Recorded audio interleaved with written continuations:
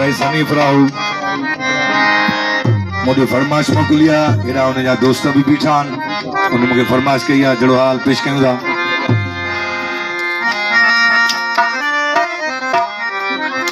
भाऊ उस्ताद गुलाम राहू ऐं उस्ताद अब्दुल नबी राहू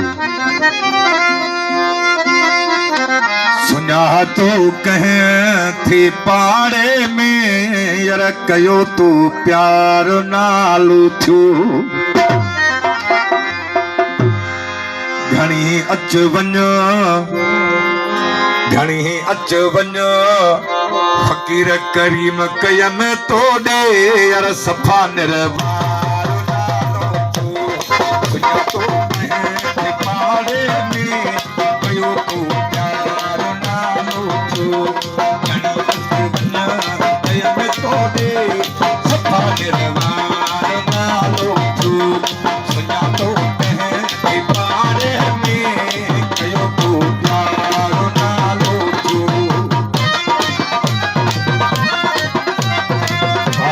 इमरान उमरानी अब्दुल मोची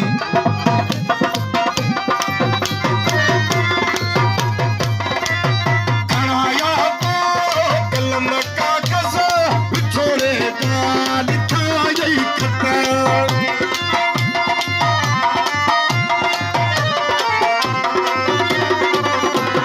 खणाया तो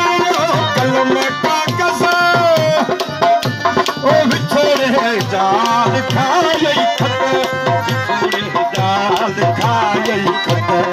आया जे गीत गाना मु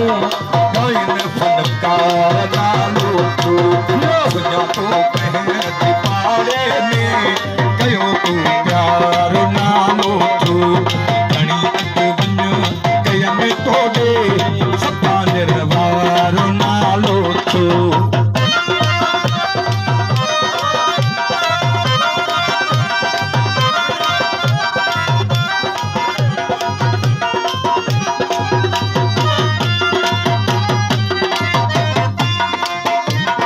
अगे घर खान बाहिर मां कचरन में न ज़ाहिर मां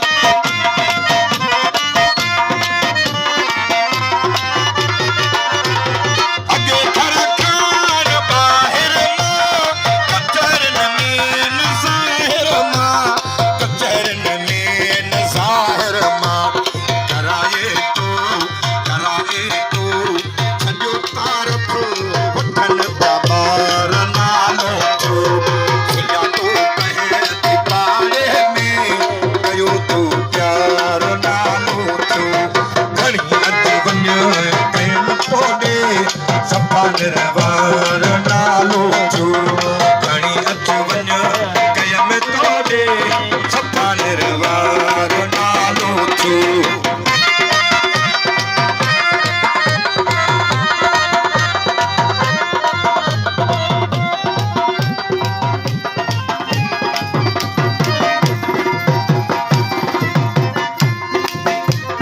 सुधारे तो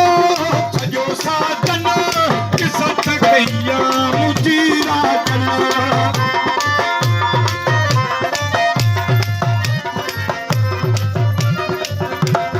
सुधारे तो सॼो साजन किसत कया मुंहिंजी राजन किसत कया मुंहिंजी राजन सफ़ा चमकी कयो चांदो सड़ी विया हकार नालो थियो सुञा तो कहें थी पाड़े में कयो तू प्यार नालो थियो असांजे हाल ते हलंदे मौला तोखे सुठो रखंदो असांखे सॾ में सॾ ॾींदे मौला तोखे सुठो